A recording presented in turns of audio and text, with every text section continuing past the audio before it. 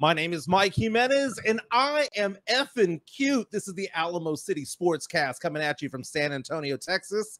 Happy Friday, everybody. We're at the end of the work week. Joe Garcia producing today's show, looking fantastic with a haircut and the collared shirt. What's going on, my man? Hey, what's up, man? Yeah, I'm feeling good today, man. I went and got a haircut, took a shower and everything. Looking effing cute over there. I'm trying to look nice, like effing cute, like you say, you know. I'm effing cute today because I've got a Spurs jersey on today. My sister Alice got me this for Christmas. Okay, she gave it to me early because she wants me to have this during the Spurs season. Spurs season starts next month? Yeah. So I need to have it a little bit early. I haven't had a Spurs jersey since Manu. I bought a Manu jersey like 20 years ago.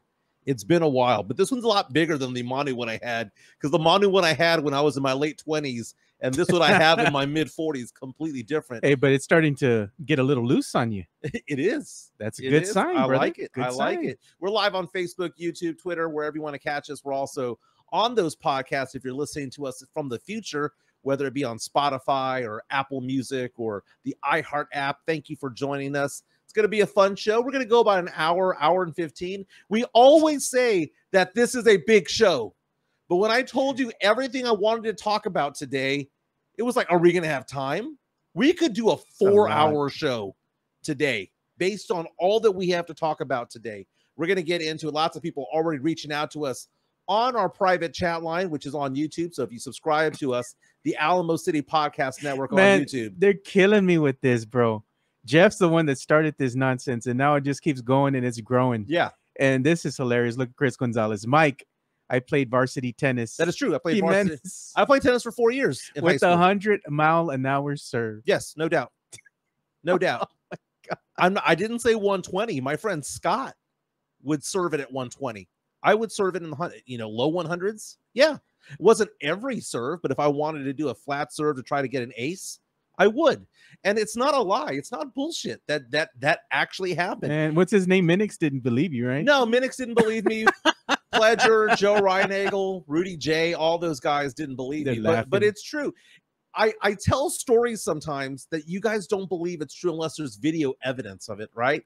Like if I had said that I met and had a brief conversation with Paige Bronick, you would all say, God, you guys, you're full of shit, Jimenez, right? You got the photo But proof. I got the photo proof, right? If I said that I got to hang out and I've spoken multiple times with Annie Agar, for example, I have proof of that.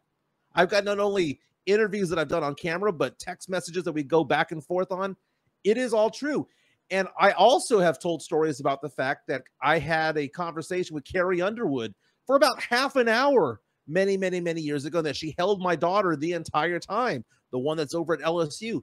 That is a true story. Lots of these things happened. You know why? Because I'm not going to bullcrap. I have lived a pretty interesting life, okay? And you're real effing cute. And I'm getting there, baby. I'm down 12 pounds, man. 12 pounds. Marriage on the rocks, but down 12 pounds. It's a give and take. But again, Tim Gonzalez reaching out saying Jimenez effing cute today. Damn straight. Mario Cavasso saying the OGs are ready for school pictures. That is true. That is true. Others are saying that she's my best friend, which is Paige Bronick and or Annie Agar.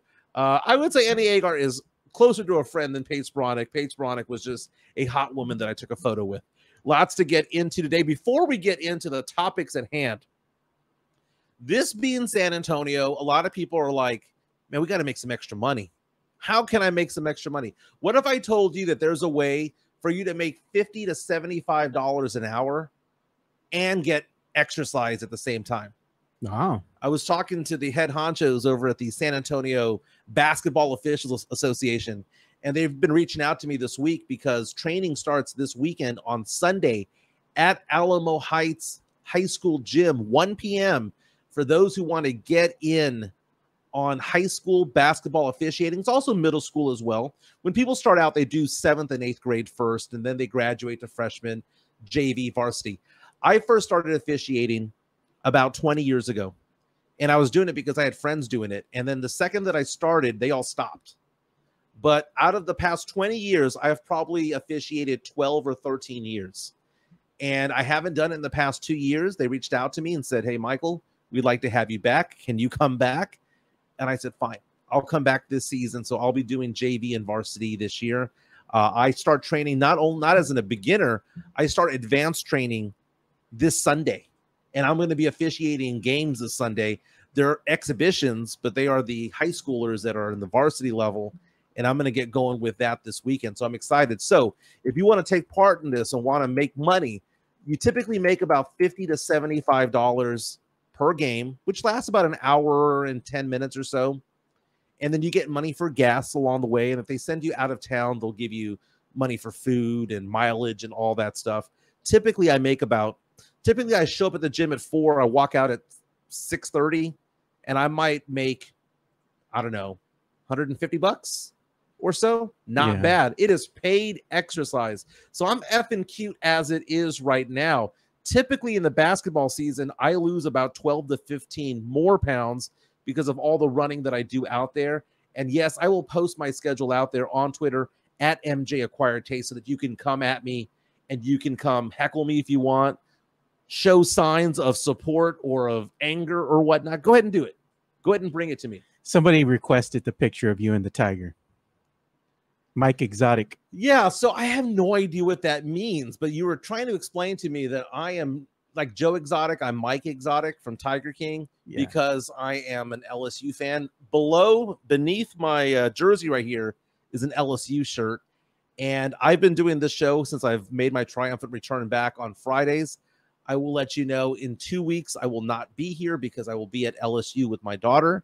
We're going to go to the LSU Auburn game there at Death Valley. But yeah, I'm enjoying the memes, the Photoshops. This one's my favorite, man. Shout out to Swiss, dude.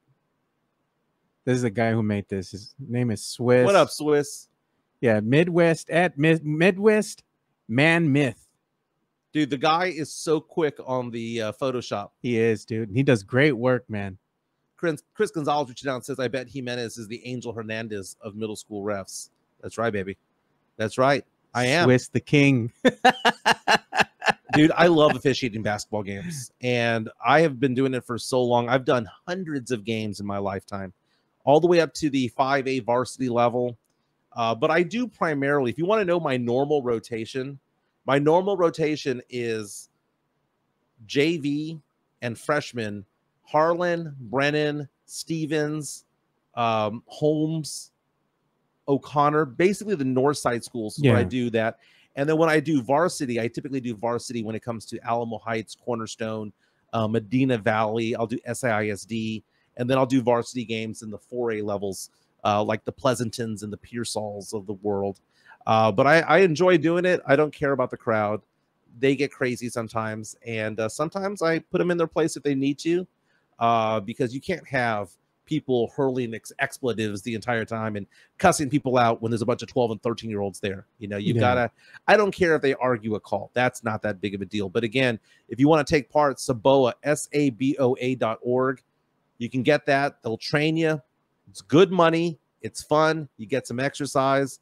Feel good about yourself. Saboa needs 100 more officials because of the number of people who have retired and the number of new schools in San Antonio. Dude, every time you drive around town, there's a brand new middle school, a brand new high school. Guess what? That means that's a new basketball team. That's a new varsity team, a new JV team. So we need more officials. We need to be growing. And unfortunately, Saboa is contracting in the sense that a lot of the officials are older. They're retiring. They're just done with it.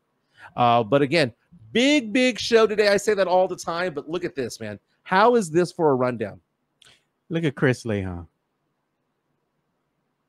He puts, and because I missed the show yesterday and didn't get to tell you all this yesterday, puro pinche Astros a la verga, he says, cabrones. Yeah, I woke up this morning and saw the standings, and if the season ended right now, the Texas Rangers would not be in the playoffs. They wouldn't. The Toronto Blue Jays have already secured that spot. Well, they're half a game ahead. They're half a game ahead, but man, the Rangers are circling the drain right now. This is such a big show today that we don't even have time to talk about the Rangers. We don't have time to talk about Team USA basketball because who really cares that they lost to Germany today? They lost to Germany today. They got knocked out. Whatever. Who cares? It's not like we sent our best players. You right? I mean, when Austin Reeves, who I do like, is one of the 3 or 4 best players on the team, you know we didn't send our best. So that's it. But check this out for a rundown. The NFL season finally kicked off last night, and the Super Bowl champs, or should I say chumps, got beat in a thriller. We'll talk about that. The NFL, speaking of LSU, has a new highest paid player. Oh, I saw. Dude went to LSU. And my question for you is this. What does this mean for Dak Prescott? Dare I say that Dak Prescott may be underpaid at this point? We have a poll on that on Twitter. Just look at and you say MJ his name right. Taste. Dakota Rain Prescott. Dakota Rain. Dude, tomorrow the Alamo Dome's going to be rocking, man. Dude, 300's opened up. The 300 section. UTSA, Texas State, dual allegiance because I went to both schools. Oh, man. You got sophomore and junior year, I lived at Texas State. Senior year, UTSA. I graduated from UTSA. We'll talk about the game, the tailgating scene, and all that. Hey, is Bama doing the Texas Longhorns band dirty? Okay, not the football team, the marching band. Are they doing them dirty because they play each other? A battle of two top teams this Saturday night. The Longhorn band not going to be there, not going to show up. In entertainment news, we have lots to get into about that. Did you hear about one of the actors, one of the stars of that 70s show, sentenced to 30 years in prison? And now two of his co-stars have made fools of themselves. Oh, I got that on already pulled up for you. Yeah, we'll get into that. And since it's Friday, we're going to get a little freaky on Friday. Mike Exotic wants to ask the question, is Jimenez and Garcia all that? Really? Is she really all that? Bro, I took some pic, like take a pic. Yeah, we'll show Instagram. Wow. We'll show some, but I have a Weather Channel crush that I need to get into. Again, we're live on Facebook, YouTube, Twitter. We're podcasting everywhere on all the apps out there. Again, Chris Gonzalez asking the question, where did I get my diploma from? I got my diploma from University of Texas, San Antonio. But at the time, they did not have a football team, so there's that. Hey, don't forget to follow Jeff Garcia from Locked On Spurs, my good buddy. I follow him on Spotify. I follow him on YouTube as well. You can follow him on Twitter at Jeff G Spurs Zone and on Threads at Jeff G Kens 5 SA. One of the stories that he posted this morning on Kens5.com is about Paul George, the NBA star, who says he does not think that Victor Wembanyama is going to win Rookie of the Year. He was on a podcast, and he basically said that he believes that Chet Holmgren of the Oklahoma City Thunder is going to take that title. Now, here's the thing. It's a sexy pick, okay? So it's not like he chose Cam Whitmore. It's not like he chose Osar Thompson. Yeah. He's choosing somebody that Vegas has as the second best odds of winning Rookie of the Year. So it's not outlandish, but still, screw you, PG-13. Wemby's going to prove everybody wrong. Wemby's going to be one of the first or second team all defensive teams this year. He's going to be Rookie of the Year. Book it. And I cannot wait for the season to start. Cannot wait. We're going for about another hour or so. Thank you so much for all the love that we're getting online right now because, again, our YouTube chat line is open and people are reaching out. Mike Baez of Bear County Social Apparel says it's going to be Scoot Henderson. Oh, man. Dude, am I the only one who thinks that Scoot Henderson's going to have a bad year this year? I mean, I have no basis for that thought, but I look at that roster and I think to myself, aren't they duplicated that position? Don't they just have one ball? Yeah, pretty much. Right? So let's get into that. But let's talk about last night. NFL season finally kicked off. The Detroit Lions beat the Kansas City Chiefs at Arrowhead in Kansas City 21-20. It went down to the very, very, very last minute. The Super Bowl champion Kansas City Chiefs unveiled their banner. They got their rings, and then 4 hours later, got their asses kicked. And so much grief is online right now on Twitter. People reaching out saying that it's all the wide receivers' faults for the Kansas City Chiefs. Well, speaking of that, I have a video that I wanted to show just showcasing that. So go ahead and okay. talk. So the thing about it is this: the Chiefs played without their star tight end Travis Kelce. They were also without one of their star defensive players, defensive end Chris Jones. Jones, kind of weird. He watched from the stands, right? Kelce from the sidelines. Kelce was a last-minute scratch. But you're showing photos there of the pick six that Brian Branch had in the third quarter that tied the game at 14 apiece. Brian Branch, who, by the way, a lot of mock drafts had the Cowboys taken in the first round, he dropped to the mid part of the second round, and it went off of Kadarius Toney's hands and into his grip right there. Pick six. Well, only the third pick six in Patrick Mahomes' career. 2 of the 3 were considered to be drop passes. Now, the thing about this is that, yes, that shouldn't have happened right there. At that point in the game, it was 14-7. The Chiefs had taken control of the game for the most part. Now, the Lions did start out kind of hot. They went up 7-0, and it looked like they were going to kind of, be a really good challenge for the Chiefs there. But the Chiefs kind of put a squash on that, went up 14-7. It looked like they were going to take control, go up 17-7, go up 2 scores. But what happened? That pick six changed everything. It tied the game. It changed everything. It got everybody amped up. Think about what the Lions did to start the game. First drive, 3 minutes into the game, 3 and out. Inside their own 20. It's going to be a 3 and out, and they went for it on 4th down, got the first down, scored a touchdown. Yeah.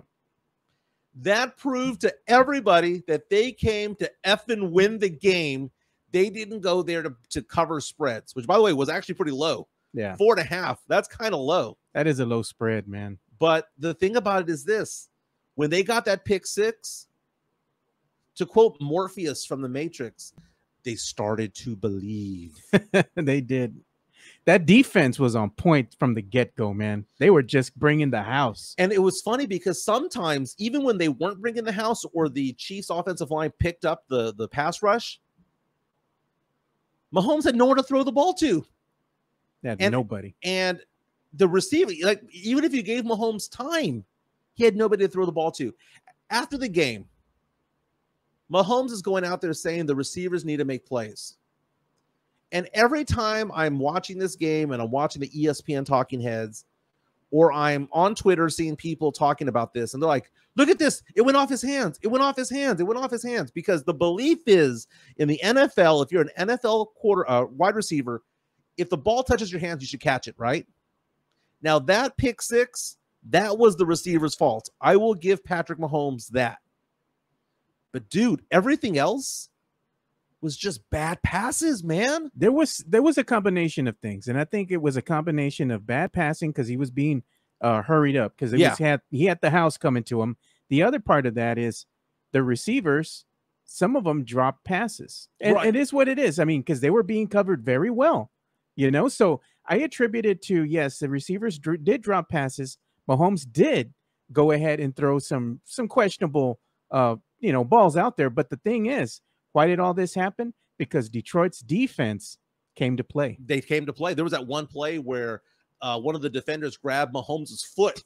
just held on to him. It's that picture life. I'm showing right now. Oh, yeah. Held on to his foot the entire time.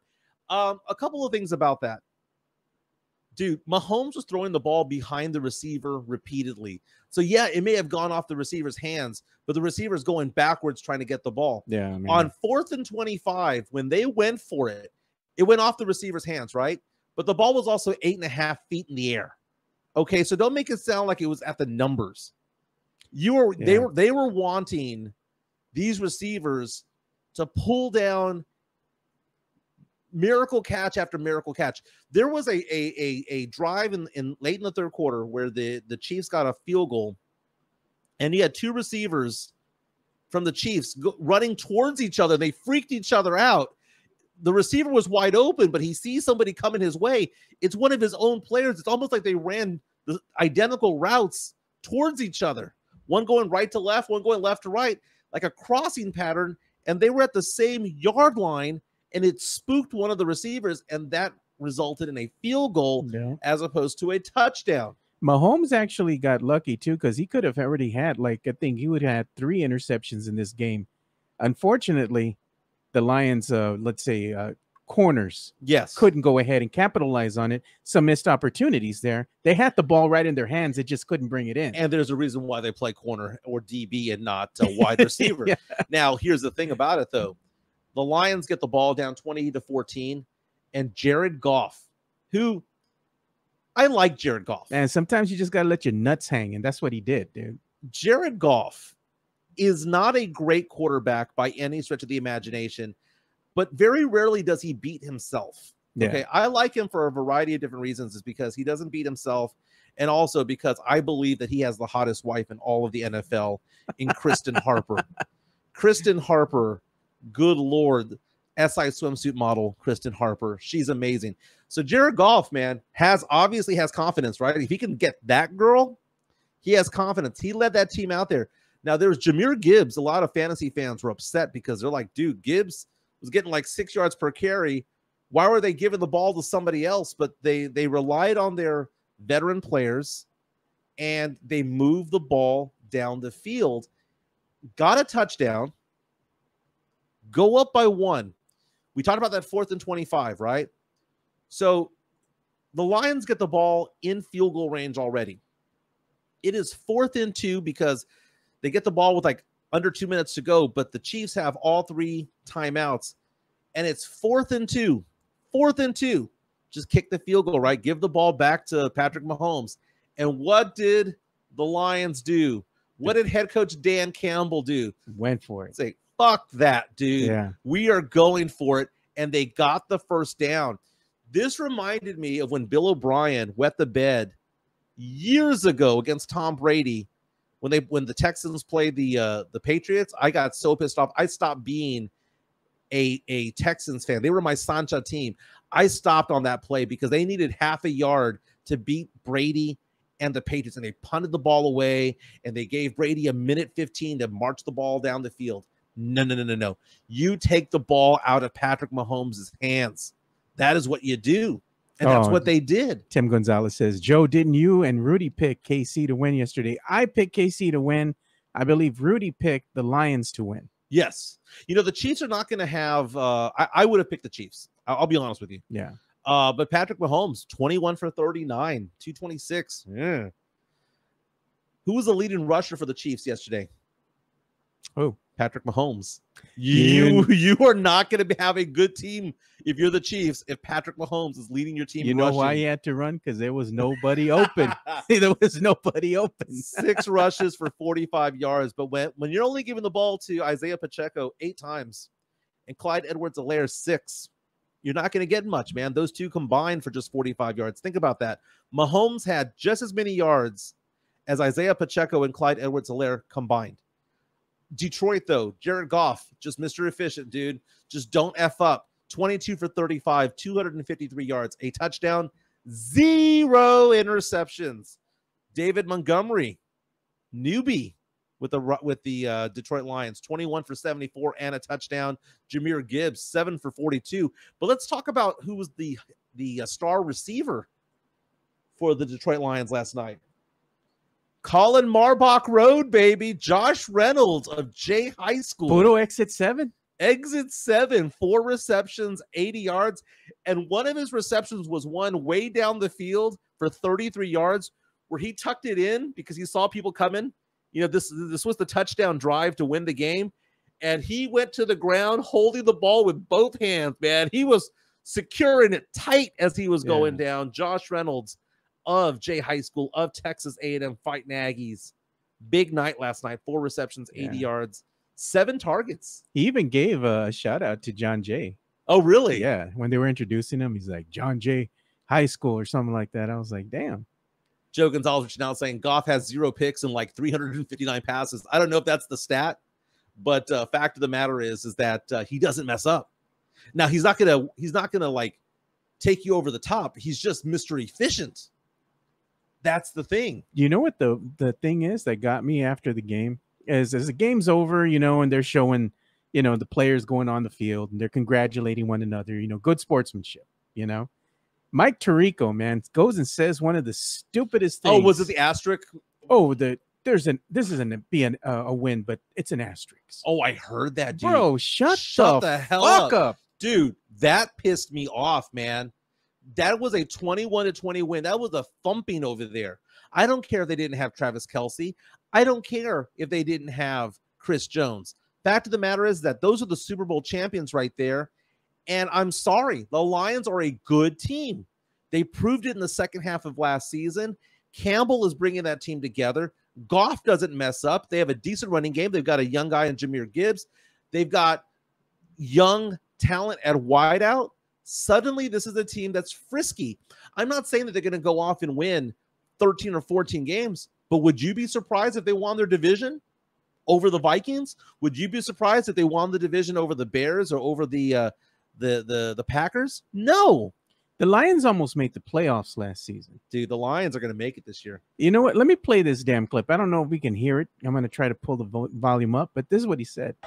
This has an asterisk because of no Chris Jones and no Travis Kelce. But he said this has an asterisk because of no Chris Jones and Travis Kelce. I love Mike Tirico. He does a fantastic job. That was a stupid thing to say. But Tirico, F you, dude. Yeah, you do not say that at that time. That is insulting to them. The Lions are a team that, you know what? I always bitch and complain that they play every Thanksgiving. But this is going to be fun to watch because they're going to be a good team. They're going to have a winning record. And we're going to see Kristen Harper in the stands because she is the hottest wife in all of the NFL. You just want a live stream of the wife, you know. There you go. There you go. I don't know, man. She's a lot hotter than Brittany Mahomes. I'll tell you that much, dude. Tell you that much. Hey, man, the one thing good about Brittany, though, is she's been Patrick Mahomes' ride or die since they've been like in high school. Yeah, ride or die since like 12. It's like, geez, man. Hey, my ride or die when it comes to real estate is Cynthia J. Sanchez of JPAR Real Estate. You know, just go to realtor.com. Look her up because all the reviews are glowing. We're talking 5 stars across the board. Whether you're trying to buy a residential property for yourself, you know, your primary residence, if you're looking to do an Airbnb, a investment property, a rental, if you will, Cynthia J. Sanchez, 210-273-0748, 210-273-0748. And again, she does an amazing job. And for those of you who are buying a pre-owned home, she will offer a 1-year home warranty valued at up to $600 to protect things like the AC unit, the washer and dryer, the fridge, the dishwasher, the water heater, all of that stuff, even things like maybe even the roof.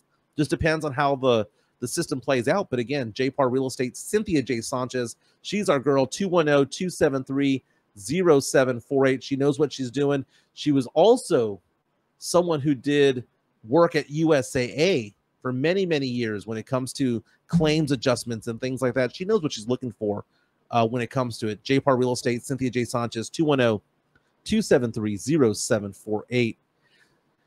You know, I'm wearing underneath this Wemby jersey an LSU shirt. My daughter goes to LSU. She graduates in December. Now working for The Advocate, which is Baton Rouge's version of the San Antonio Express News. Yeah, congratulations to her, too, because she was doing an internship. Yes, in Virginia over the summer. She worked at The Advocate in Baton Rouge last year as a digital person, but they technically considered her to be an intern. But now she's a full-time news reporter. She's covering crime. One of the stories that she did this past week was last weekend, there was a fatal shooting at a high school football game over there. That's crazy. And she's doing follow-ups about anybody getting arrested, doing follow-ups on security because there's going to be games there tonight. Lots of things going on. So congratulations to my daughter, Gabby. Follow her on Twitter at, her name is Gabby Jimenez if you want to look her up. But she does go to LSU. And their star player from a few years ago, Joe Burrow, quarterback, stud for the Cincinnati Bengals. Don't get me wrong, he led them to the Super Bowl. They lost. Led them to another AFC championship game. They lost. But we all know that Joe Burrow, everyone considers him a top 3 quarterback at the very least, right? Mahomes is 1. A lot of people consider Joe Burrow to be 2, if not 2, 3.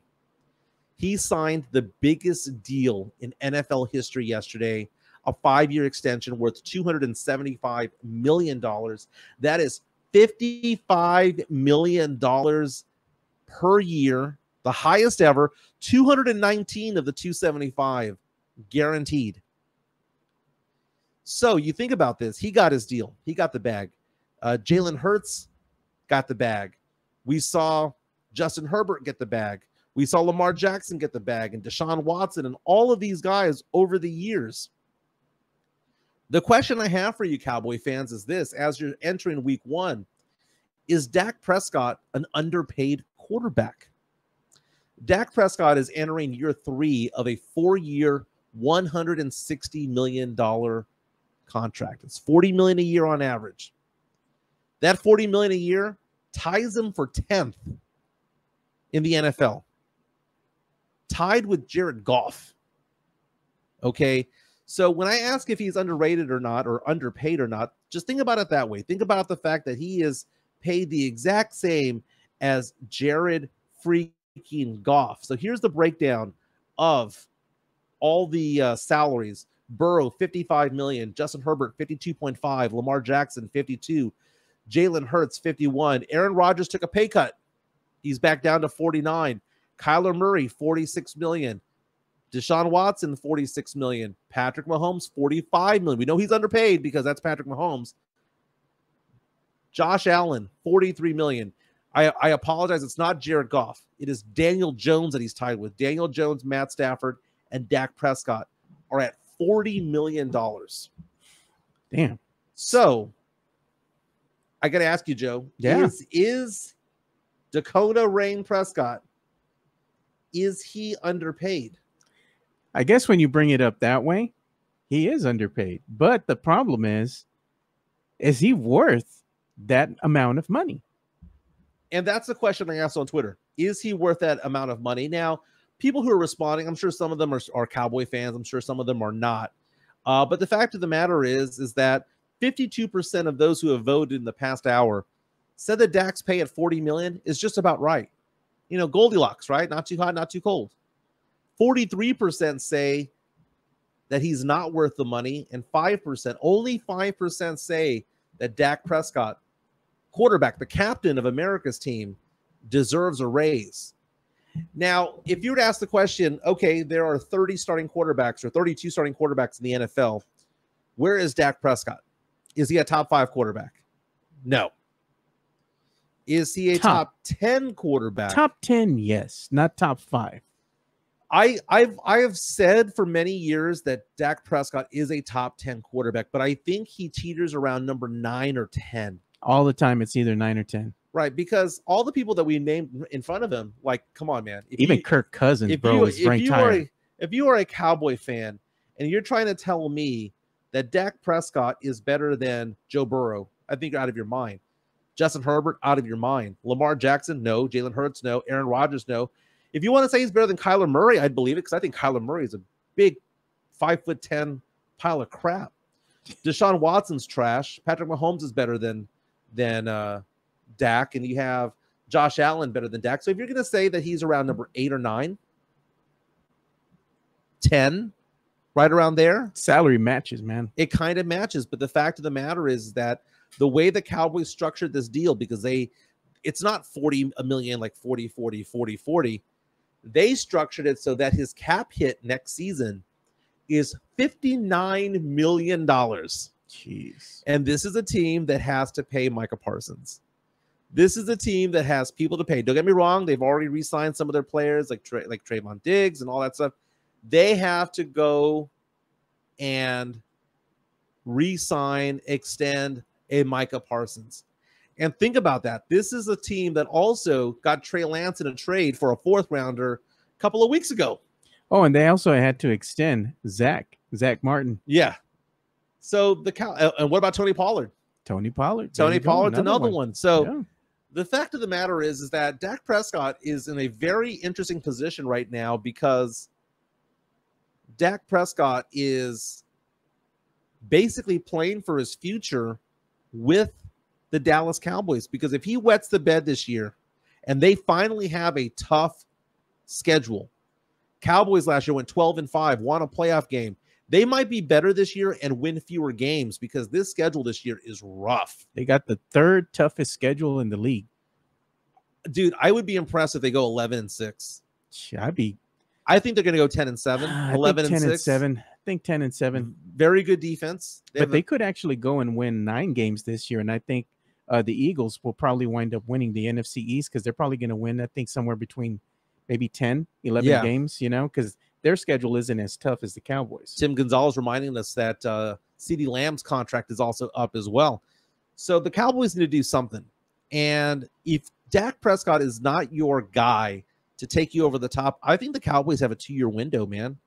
I think this is a 2-year window. I think they have to, if they're going to do anything with the, say, plethora of talent that they have on their team, it has to happen this season. It does. Because the window is closing very rapidly. It's closing. This is their best opportunity because look at the conference right now.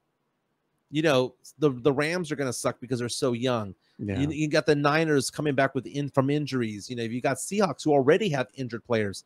You don't know what's going to happen in the NFC North because of, you know, the Lions. You trust the Lions in the playoffs.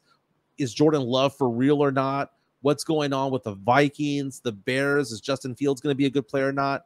And then you take a look at the NFC South, where my Saints are favored to win that division. Easy schedule, super easy schedule. And I will predict it right now. My New Orleans Saints, first round of the playoffs, are going to host the Dallas Cowboys because the Eagles are going to win that division. And the Cowboys will probably be a wild card. And I bet you they travel to New Orleans to play in the first round. I know it's going to happen. I can feel it. The script is already there. If that happens, man, we're going to have to get Saints fans together. You and Chris Leha, myself, and some other Cowboy fans. Yeah. We're going to have to watch that game. Mario Cavazos reaching out to us on YouTube saying Micah Parsons will be the highest paid defensive player. Well, I mean, let's look at Nick Bosa's salary, right? Nick Bosa got the bag a couple of days ago, right? He's one of the highest paid players of all time. He agreed to a 5-year, $170 million contract, $122 million guaranteed. I mean, I'm doing the math in my head. That's what, $34 million for a defensive player. And you know that Micah Parsons deserves that. Micah Parsons is basically the modern version of Lawrence Taylor. He's LT. He's that good. He is that good. Yeah. So if you got to pay him and you got to pay CD, could it be that Dak Prescott is the one that got to go? Because look at the advantage that the Bengals have this year and in the past few years, having Joe Burrow on a rookie deal. Now when you have to pay your quarterback, it's more difficult to win because there's only so much money to go around. Gonzalez reaching out to us saying Seahawks will be a 2 seed. Dude, don't follow me. Haven't I said this? You said they were your dark horse. They were my dark horse to win the Super Bowl this year and to win the NFC. You know who's my dark horse to win the Super Bowl this year? Actually, not my dark horse. They were my favorite. I said that they were going to be the ones. Yeah. You know who my dark horse is to win the Super Bowl this year? It's going to be Cincy. The Cincinnati Bengals, I think, have the offensive weapons to topple the Kansas City Chiefs. They can get past them. And if it wasn't for the whole situation involving DeMar Hamlin with Buffalo and had it all played out, more than likely Cincinnati or Buffalo would have been the 1 seed last year. Josh Jimenez reaches out and says, yeah, the Saints beat Cowboys in the first round of the playoffs. Derek Carr has never had that many weapons. Dude. That's not a lie. Dude, it's not a lie, man. Not a lie. Look, and it's funny because you look at the Falcons. The Falcons have a lot of weapons with Bijan Robinson, Cordero Patterson, and they have a lot going on, but they have Desmond Ridder at quarterback. Yeah, I was going to say their quarterback, man. I don't know. The Saints, when you have Jamal Williams starting at running back, who led the league in touchdowns last year from the rushing side, Kamara coming back from suspension in a few weeks, Condre Miller, I know he's hurt, but that's a backfield there that's pretty nice. You got Chris Olave. You've got Graham coming back. Taysom Hill's going to do something for at least a few games, right? It's a very well-balanced team. Michael Thomas, if he can stay on the field. There's a lot going on when it comes to this team. And then defensively, the Saints have a pretty good defense. So I know I'm a bit of a homer when it comes to it, but I would be super disappointed if they didn't win the division. Now, one of the things you mentioned about the Bengals, you talked about the Bengals, we talked about Joe Burrow. Joe Burrow and Dak Prescott have something in common. They have not played a preseason game. Yep. And I saw this statistic the other day that said that there were 11 quarterbacks last year that entered week 1 as a starting quarterback that did not play one down in the preseason. Do you know what their overall record was? Not good. 3-8. 3-8.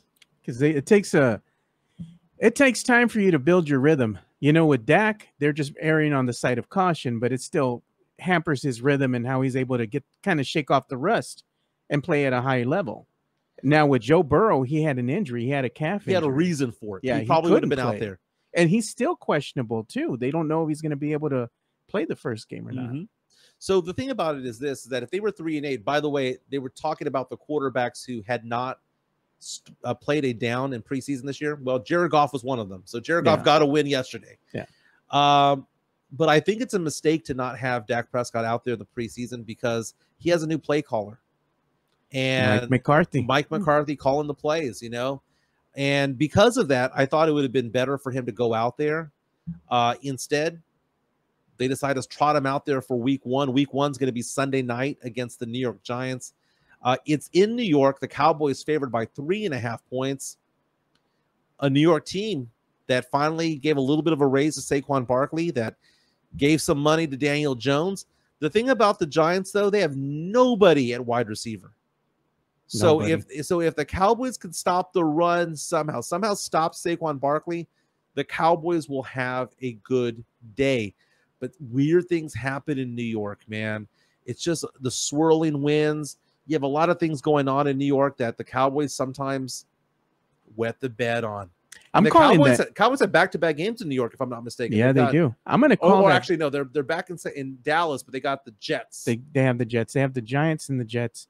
And I'm going to call it right now. I think this is going to be another low-scoring affair for the Cowboys and for the Giants. And I think the Cowboys win, but barely. I'm calling it 10-7 on a field goal. Well, 10-7 might be a little too low for me. A 17-13 or a 16-13. I just think the Giants defense is going to give Dakota Rain Prescott a little bit trouble, man. He's going to have a little bit of an issue trying to find his receivers, especially CeeDee Lamb. The over-under, though, according to Vegas, is 45.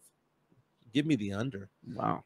Josh reaches out and says, Giants got Jalen Hyatt. I do like Jalen Hyatt. I saw him play in person last year when Tennessee roughed up LSU.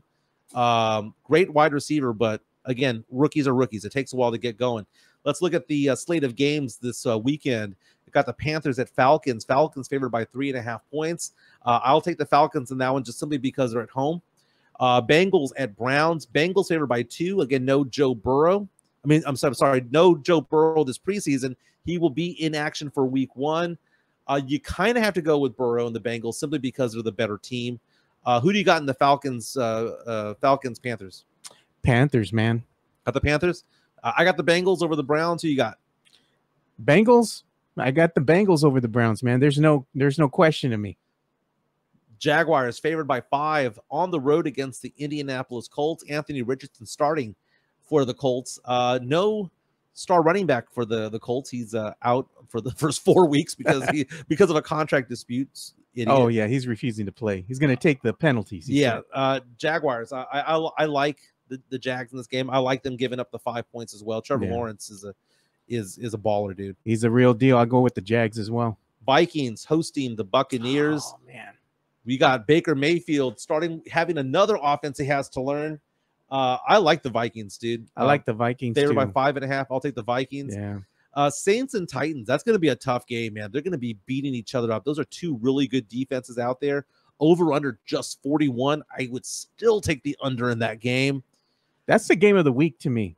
That's a game of the week. It's going to be ugly, dude. It's going to be so ugly. But go ahead and give me the Saints because I'm a homer. I wanted to go ahead and pick the Titans because I like them, but I'm going to go with the Saints in this one. Niners at the Steelers. Niners favored by 2.5. This has upset special written all over it, dude. This has upset special written all over it. I know the Niners are the better team, but the Steelers are not bad. They're getting better. I'm going to take the Steelers in this game. I picked the Steelers as well. I did that yesterday with Rudy. I picked the Steelers. Cardinals at Commanders. Big spread for the Commanders, 7 points. I'll take the Commanders in this game. Commanders, man, no question. Ravens, Texans. Ravens favored by 9.5. I'm going to take the Ravens to win this game, but I take the Texans to cover. Really? Yeah. The D'Amico effect, dude. I like D'Amico Ryans. I think he'll have his team fired up. I originally picked Baltimore, but I'm going to go ahead and switch my pick. I'm going to go ahead and pick the Texans in this one. I think they're going to get the upset. Very nice. Packers, Bears. Tight spread here. Bears favored by just 1. Man, Jordan Love finally named the starter for the Packers. I like the Bears in this game. I think the Packers are going to be decent as the season goes on. But I think the Bears are kind of sneaky good this year. They have 9-8 written all over them this year. Raiders, Broncos. Broncos favored by 3.5. Give me the Raiders on that one. I think the Broncos suck. Yeah, I was going to say. And Sean Payton, it's going to take a while to learn Sean Payton. Well, I mean, unless Sean Payton cracks the whip and has everybody in check, I'm going to take the Raiders for now. I'll believe in Sean Payton when I see it. Last few games out there, we've got the Eagles at Patriots. Eagles favored by 4. You know what? Give me the hoodie. Give me the Patriots by 4. Give me I say the Eagles cover, but the Patriots win that game. Man, I can't stand the fucking Eagles, dude. Pinche lechuzas cagadas. I hope the Patriots win, and I just hate the Eagles. I hope they win out of pure spite, dude. I can't stand the Eagles. Dolphins, Chargers with a familiar face as offensive coordinator, Kellen Moore.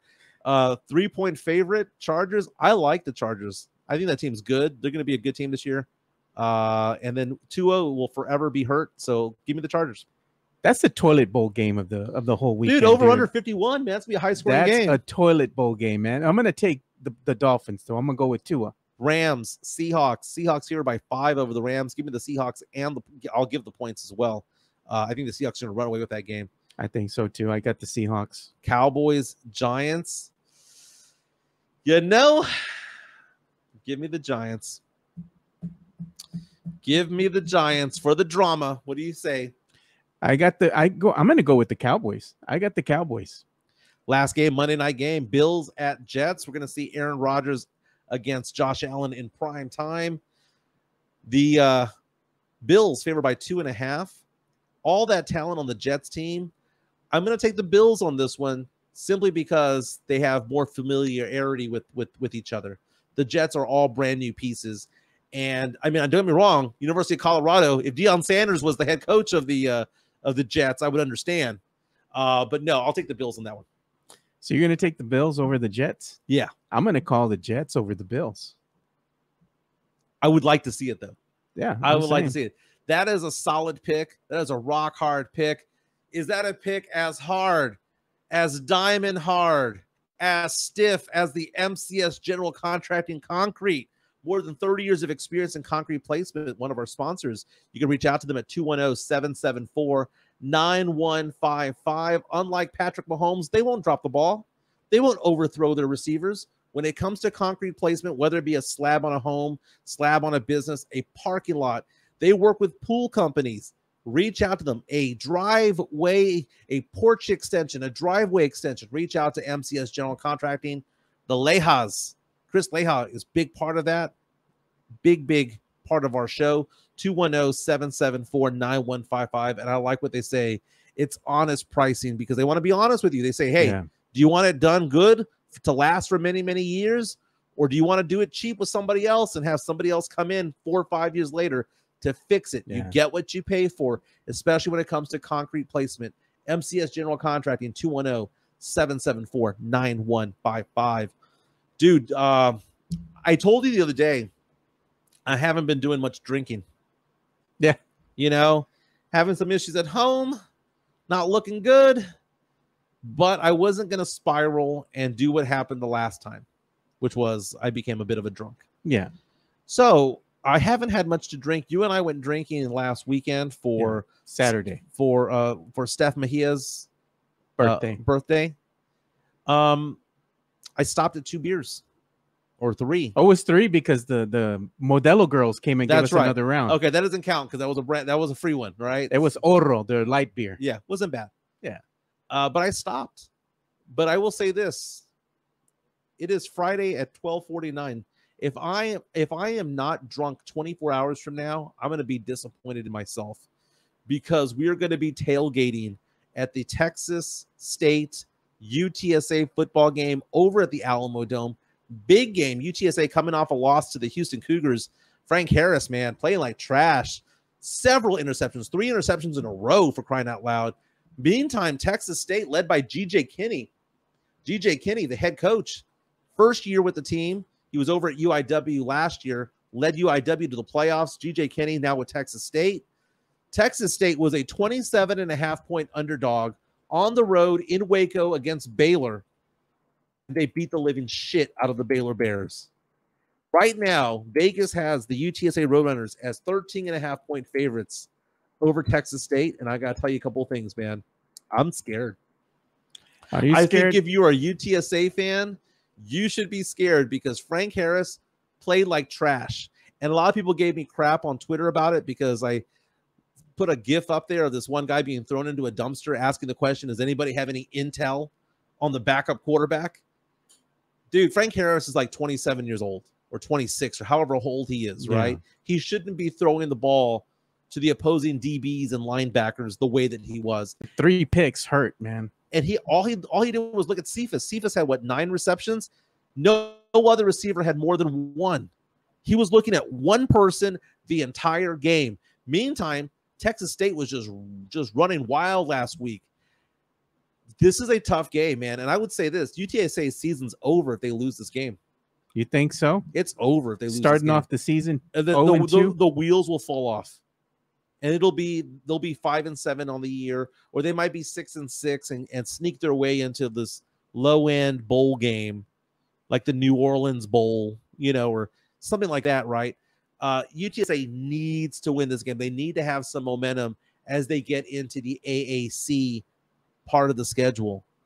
UTSA has been going hard all week on their social media.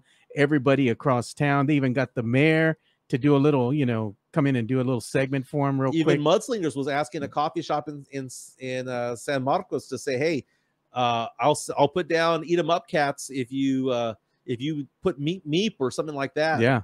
I don't know if anybody took up Mudslingers when it came to that, but this is a big game. And I like the fact that this is a rivalry, even though you have one school at a higher conference, UTSA in the AAC versus Texas State in the Sun Belt. But Texas State being a good team is a good thing for UTSA because you got to build that rivalry. And think about it this way. G.J. Kinney, head coach of Texas State, is good family friends with Coach Jeff Traylor and Jeff Traylor's family. G.J. Kinney is a coaching mercenary. He is not there at Texas State to grow roots, and he wasn't at UIW to grow roots. He is somebody that went there to show that he could make the playoffs and go to a bigger school, a bigger name. So he went from UIW to Texas State. He was looking at getting a job, in the Pac-12, maybe as a coordinator, for example. But now if he can do something at Texas State for 2 or 3 seasons, he's going to bounce. He's going to want to go to an AAC school or a Big 12 school. He's not going to set roots over there. That's not his nature, okay? But I like what G.J. Kinney brings to the table, and I love the fact that Texas State football actually did something. Now, for me, I'm going tailgating this weekend. I'm probably going to take my nephew, and I'm probably going to get drunk. I'm going to be honest with you. I'm going to take a bottle, right? You going to take an Uber? Probably, or something. I'll do something. We'll figure it out. That's why I'm taking my nephew so that he could drive me home. But what I'm going to do over there, though, I found a tailgate that I told him I'll pitch in, get some food, I'll bring some drink, all that stuff. It's going to be great. But I went to both of those schools. So I'm always torn as to which school do I have to show allegiance to. One of our listeners, John Dyer, says I got to pick a school because it's a rivalry.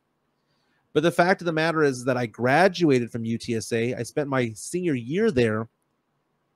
But my formative college years, my sophomore and junior year, were spent in San Marcos, going to Texas State. I dated the girls at Texas State. I dated a strutter at Texas State, for crying out loud. I went to the Texas State parties. I didn't have that party or college atmosphere life at UTSA, though when you walk into my home and you see my degree on the wall or you see it in my office on the wall, it says University of Texas at San Antonio. I have a love for both schools. Yeah, I do. What I think I'll do as a compromise is that when they play at the Alamo Dome, I'll wear UTSA gear. And when they play in San Marcos, I'll wear the maroon of Texas State. I got to do what I got to do. Support both. I got to do what I got to do, man. Speaking of support, let's give some love to Serenity Manor. Yeah, an events venue. Old Bandera Road across from Flores Country Store. It's kind of catty corner to them. Kitty corner. Kitty corner, baby. If you need a wedding reception or a wedding to be had, a bridal shower, baby shower, quinceañera, corporate events, holiday party, Christmas party, Halloween party, check out Serenity Manor over at 14405 Old Bandera Road in Helotes, Texas. Now, they do a fun thing every Thursday. They have a night there where they do karaoke or they'll do a game night, trivia night, something like that. They'll have a food truck on site. And whenever Flores Country Store has a concert, they will stay open over at Serenity Manor to about midnight or so that people can stop by, get a beer, have some wine, have a margarita at their bar that they have there. We're showing photos right now of the venue. It's a beautiful venue, over 100 years old, in the old town, the old area of Helotes. It is beautiful. They have fairs there. They have vendors that go out there for arts and crafts, and they sell their food and jewelry and stuff like that from time to time. But check out Serenity Manor's website for their latest activities that they have going on there, their latest events. Again, 14405 Old Bandera Road, Helotes, Texas, 78023. Go check them out. And again, catty corner to Flores Country Store. Go get a beer. Go sing a song on Thursday nights. It's a blast. My name is Mike Jimenez. I'm on Twitter at MJAcquiredTaste. Joe Garcia producing today's show. This is his network. You can find him on Twitter at 2 Shots Podcast. Yep. You know what? You love that animation so much. Let's fire up that entertainment animation. Yeah, let's do it. Okay. Let me go ahead and get myself off the screen. And let me go ahead and get it. Oh, no, I got to go ahead and move it up. Hold on. You know what? Before you do that, real fast, let's talk about one more sports topic. Yeah, sure. It's not even a sports topic. Well, in a way it is. Texas is playing Bama this weekend. Number 3 against number 11. Bama favored by 7 points. I'm sorry, but Alabama's going to beat the living shit out of the Texas Longhorns. I'm sorry. I don't believe it. I don't believe this being a 7-point spread because you get 3 points for being at home. So you're telling me that on a neutral field, Bama would only be favored by 4? No. Bama's going to trounce UT. The UT's on the road, and UT does not have the benefit of having their band playing March Grandioso. Okay? Because I don't know if you saw this story, but UT is very petty when it comes to the opposing bands. LSU played at UT in Austin at DKR, and what does UT do? Do you think they give them good seats? No. No. They hide them up in the rafters pretty much, man. Way, way up in the top, the 600 level, the nosebleeds, so that if they score, if the opposing team scores, you don't hear the fight song of the other team. They probably got him in the sun, too, baking all day. Yeah, they got him in the worst part. It's like, think about the end zone, diagonal, highest level, right? Basically, the Texas Longhorns throw a middle finger to the opposing bands, right? But there's a rule that says in SEC play that if an SEC school plays an SEC school, they will allow the band to be in the lower bowl close to the team. Here's the thing, though. Texas is not part of the SEC yet. They're part of the SEC starting next season. Nick Saban and gang know that. And they know that what they've done to Bama's band in the past. They know what's done to LSU's band in the past. So now Texas is going to Alabama. They're like, oh, you want your band here? We see the 110,000 people here. We're going to put you so far away. You're going to be in a different zip code. Okay? You thought you were going to stick our band over there and piss off our band and piss off our players. We'll do the exact same petty-ass shit that you did to us. And what does Texas do? We're not going to take our band. Pussies. I'm sorry, dude. I grew up a Texas Longhorn fan, and the more and more I kind of try to follow them, it's hard to cheer for them. It is. It's hard to cheer for the Longhorns. It's hard to cheer for the Aggies. The Aggies, I mean, it's such a cult. Okay? It's such a cult, and it's hard to cheer for the Baylor Bears. Because, I mean, Art Briles and all the crap that he pulled there for over the years, hiding all these rapes and assaults and all that stuff, doing stuff backhanded with Waco police. It's hard to cheer for these schools. Yeah, it is, man. Thank God for UTSA. Thank God for Texas State. Gives me a reason to cheer for a local school.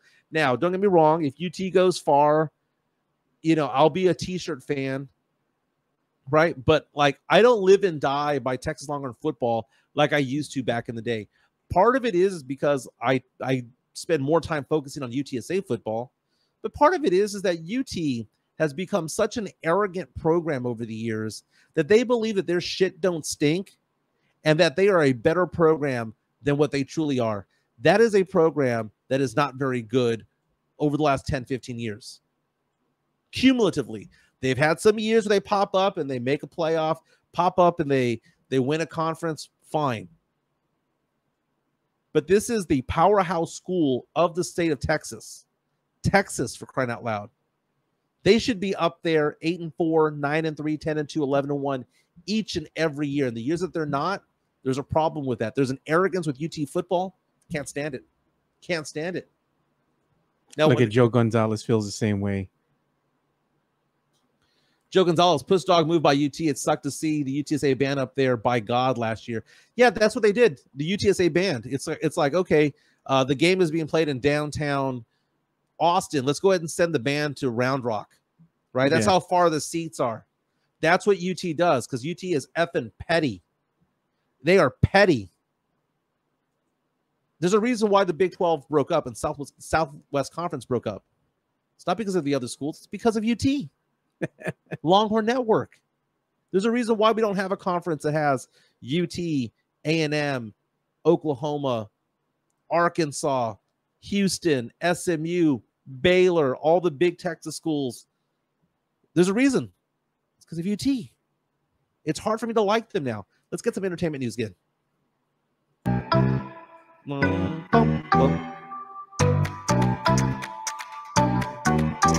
Yeah, remember the guy who played Stephen Hyde on That 70s Show? Oh, yeah, I remember that guy. Danny Masterson was his name. Yeah, that guy can go to hell. That guy can go to hell. Well, he's actually going to prison. So it's actually pretty interesting that you have a celebrity who's going to jail. And this is the latest from TMZ. Not only is he's going to prison. I mean, he's been sentenced to 30 years in prison. But as of the latest from TMZ says, he's going to be monitored for signs of mental distress.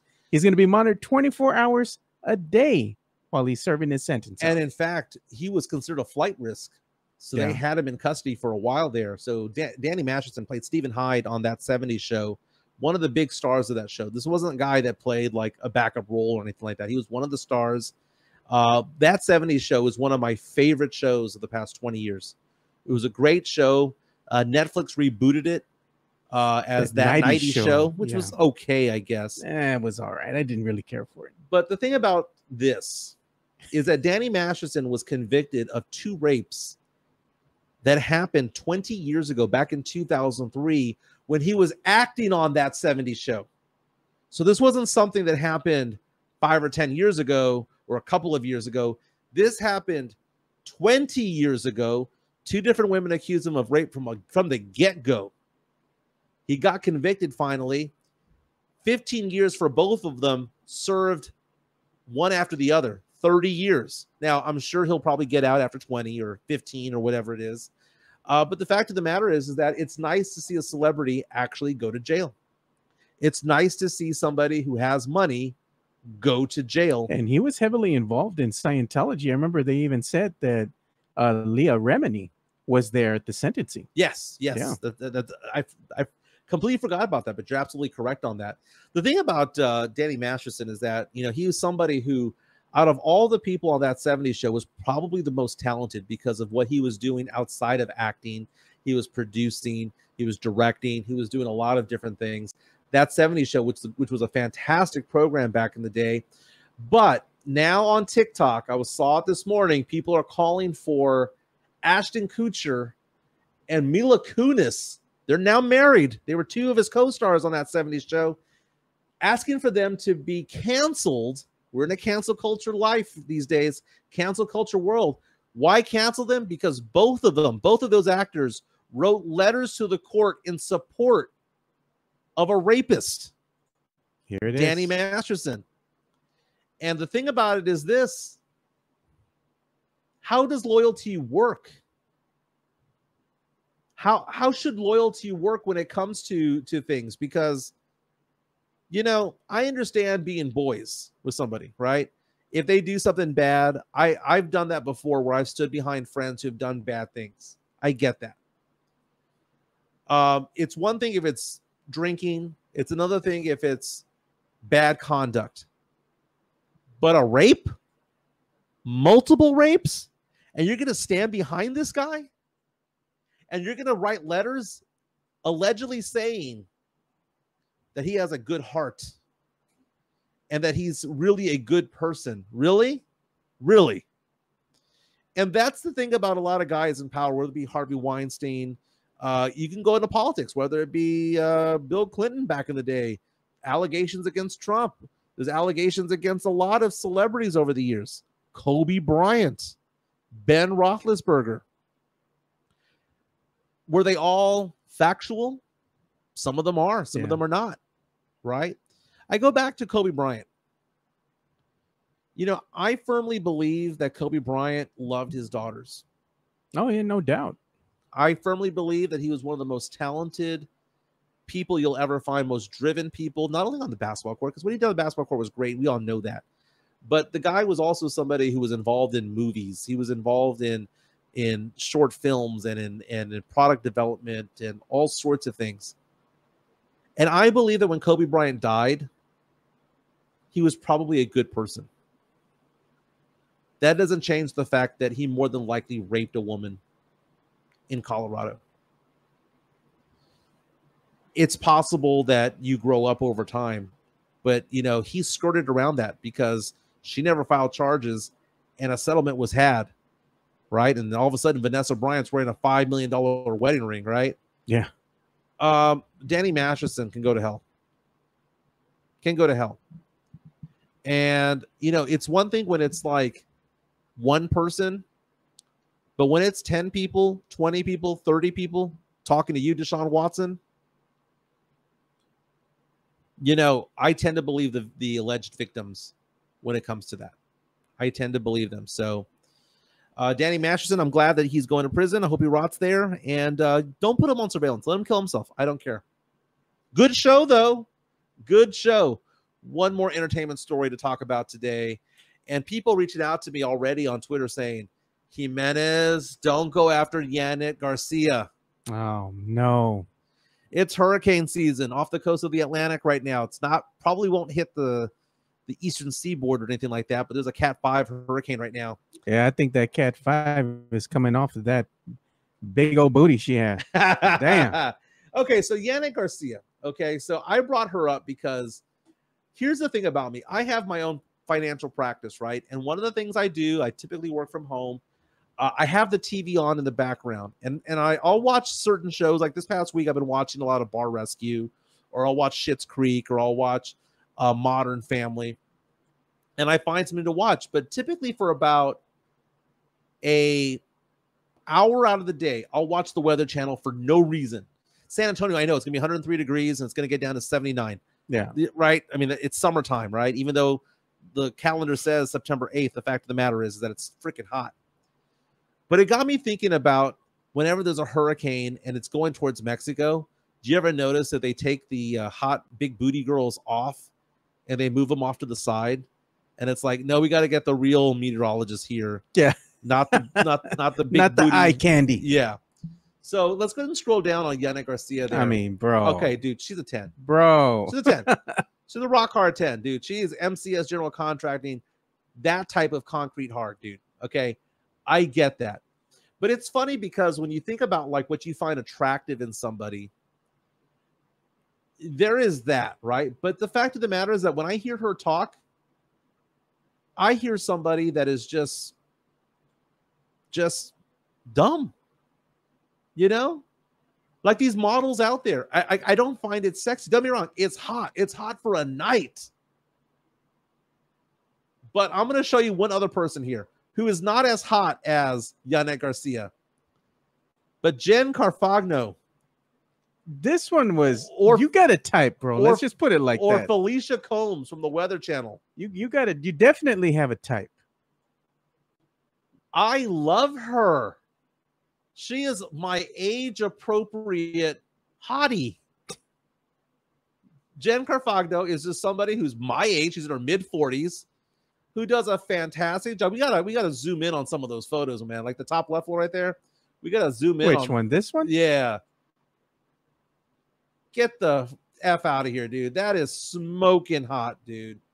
You know what I love about her? She's an actual meteorologist. You know what I love about her? She's brilliantly smart. To me, brains is sexy, which is why whenever I have this argument with Jeff Garcia from Locked On Spurs about who's hotter, Paige Spironic or Annie Agard, everyone's like, what are you talking about? It's Paige Spironic. It's Paige Spironic. It's Paige Spironic. No, dude. The hot one's Annie Agard. The hot one in this one is Jen Carfagno or Felicia Combs. Look up Felicia Combs, by the way. Look at this picture, bro. Yeah. She's a hot mom. She's a hot mom. Look up Felicia Combs, by the way. Felicia, Felicia Combs. There she is. Felicia Combs, though, she's a little bit younger. She's in her 30s. Okay. I mean, Felicia Combs, dude, I'm all about the Weather Channel chicks, dude. But guess what? They all have master's degrees. That is hot. That is hot. So no disrespect to Yannick Garcia. No disrespect to Paige Spironic. I get it, dude. I get it. Okay. They turn heads. I get it. They have OnlyFans. I might have to start watching the Weather Channel. But yeah, I mean, not bad. Give me an assessment of Felicia Combs right here as you're showing us photos on our YouTube. She's got it going on, dude. She got it going on. Yeah. You know, I like my girls with a little meat on them. I do too. You know? I do too. Keep you warm in the wintertime. It's kind of like that Saturday Night Live episode where Tom Hanks is playing Black Jeopardy. And the question is, this is what skinny women can do for you. And his response was, what is not a damn thing? Skinny women suck, dude. I'm sorry. There's nothing to hold on to. No, thank you. No, Redbirds junkie. Literally just tuned in, and already I need to launch my private browser window. I was like, man, you already know Jimenez his horny level is always on 1,000.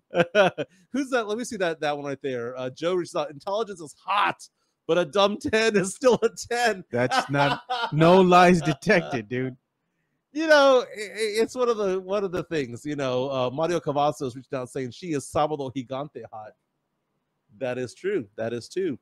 The thing about it is this, man, is that there's like different ways of looking at attractiveness, is what I'm saying. And Jeff, man, Jimenez horny on Maine. No, dude, I brought up this conversation because we call it Frisky Friday, right? I thought we were in the trust tree. This is Frisky Friday. Am I saying this wrong? No, and dude, you like Felicia Combs, dude. You're scrolling up looking and down, dude. You know who my celebrity crush is. I'll be honest with you all. Yeah. Man. See if I can find her here. And I've been following this girl for a while. Yeah, I remember 10 years ago saying that Ana de Armas was my celebrity crush, and no one knew who the hell she was. And all of a sudden, she's like, you know, the most beautiful list, the people's most beautiful list, and she's considered one of the sexiest women in the world, all that stuff. No. Okay, so who's your celebrity crush? Obviously, see if I can find her. What do you can you find her? Google Image doesn't have her? Well, that's the thing. She's on Twitter. Dude, I'm on Google Image. Let's see. Oh, there she is. There's my girl right there. Uh-oh. Is it Steph Mejia? Here she comes. No. Oh, Demetria Olibor, whatever. Yeah, she's hot. Bro. I almost said hi to her at Super Bowl Radio Row. You should have, man. I would have went real quick. It wasn't this year, it was the year before, but every time I was on the air, she was off because like she was 2 tables away. And then I would get off the air, I'd have commercial break or whatnot, and then she'd be on. So every time I wanted to go say hi, introduce myself, a good friend of mine, George, has photos with her. She's a sportscaster, if I'm not mistaken. She was in Dallas for a good while. No, she was in Houston. I think she was out in Houston. Was it Houston? She was in Houston. She used to be like the traffic girl or something like that over in Houston. And she left, and then she started like doing podcasting, live streaming. She's got her own podcast where she talks sports, combat sports. She's really into like boxing and UFC. Who's that? Who was that one that? And I know I should know this name, but I fail to remember it. She was on Colin Cowherd. She's friends, or she knows CT. What's her, Joy Taylor? Oh yeah. She reminds me. Demetria reminds me of Joy Taylor a lot. Yeah, I'm a fan of Demetria, man. She's like, she knows her stuff, and she likes the combat sports and all that, which we don't have enough women representing that sport. You know, the same can be said with Joy Taylor as well. Mike Baez reaches out and says, Jimenez with that 2020 vision. Dude, I got 2010 vision. 2010, man. He's on that 2010. I got that 2010 vision. People are asking the question, what's Michael's hand doing, left hand doing under the table? Holding the other hand, okay? What do you want me to do, man? Bro, Mike Baez with that 2010 vision. This has been fun. Again, everybody be safe this weekend because, again, the Texas State Bobcats and the UTSA Roadrunners go at it tomorrow. I believe kickoff's at 2:30, but I'm sure the tailgates are going to be getting going around 9 or 10. I'm going to booze it up over there. I'm going to have a fun time out there. Come by and say hi to me if you see me. Joe Garcia, what are you doing this weekend? We're going to see, dude. I got some things planned with the family. I got to catch up with some audio and video production stuff, and just got some word right here before we came on that we were accepted into the YouTube monetization program. Congratulations. Now. So we all did this. Did this. That's right. Yeah. We got the hours, the viewed hours. We got the number of subscribers. This has been fun. Again, I'm slowly but surely dipping my toes back into these waters and having fun. Right now it's on Fridays. I hope to have it on Mondays and Fridays, but I think that's going to be the extent of what I'll do during the football season. Yeah. Just for a while. But this has been fun. Everyone have a safe weekend out there. Lots of sports. Cowboys Sunday night. Saints Sunday afternoon. UTSA Roadrunners. Lots going on. Hey, the U.S. Open semifinals start this afternoon. Yeah, they do. For the men's. The women's, Coco Gauff going for the finals. You got that Blake guy, the young guy, American, Djokovic going for it, Alcaraz as well. Lots of sports to enjoy. We were talking about this over the summer. It was the dead part of the summer, but now we have all this football going on, and guess what's starting in a month? NBA. Of course, dude. The Wemby effect. They're already going to have Media Day coming up here probably within the next, I think, week or two. Yeah. Jonathan C. asking the question, UTSA or Texas State money line? Well, if you're going for money, the Texas State money line last week paid plus 1,400. Plus 1,400. I doubt it's going to be that for this. It's a 13-point spread. Probably will pay out plus 500. Not bad. Not bad. Everyone have a great weekend. Thank you for watching. Thank you for listening. We'll be back on Monday. This is the Alamo City Sportscast in San Antonio, Texas. My name's Mike Jimenez. That's Joe Garcia. Have a safe weekend. Peace, guys.